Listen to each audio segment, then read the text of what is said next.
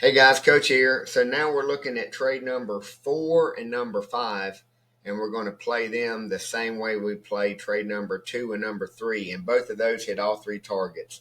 So currently we're 3-0, and we've hit all three targets, depending upon how you're playing and what phase you're in. And I try to say that in every video because I want people to understand that when you show up, you're not going to be making anything. You're going to be learning, right? Unless you're going to just try to show up and follow signals, and some people can do that, but a lot of people can't. So everybody's going to be different. So we're looking at 4 and 5 here. 4 is the one that's on the bottom, the 65.92. We're trading the Australian dollar US dollar trade. That's the pair we're in. The first three were all EUs. No, number 1 was AU, and then 2 and 3 were EUs. Excuse me. So we're looking at the same thing. Those red lines are my resistance lines, and that's pretty close to where it's playing below the 50. You got 3 lines of resistance that you're going to run into that's pulled over from the left-hand side of the screen.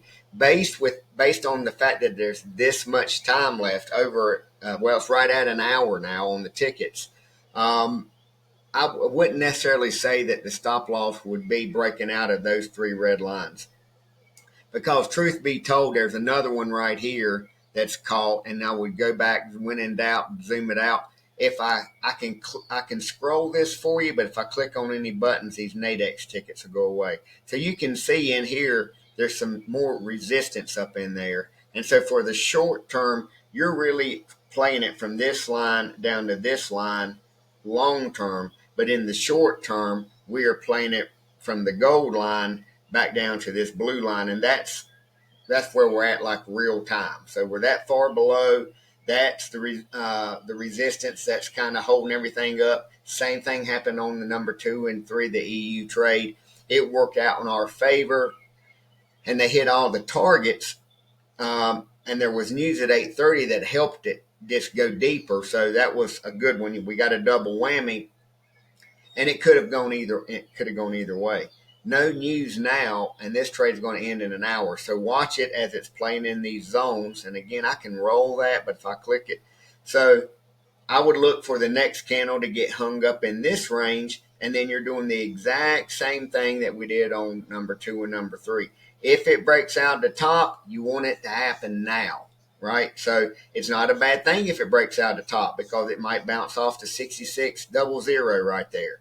Again, if I threw a line up there, it would take away these tickets. And I want you to see that I'm not concerned about what these prices are. That can't lose but $7 more, or 70 cents, or $700, or depending upon how many contracts you got, it can't lose but that much more.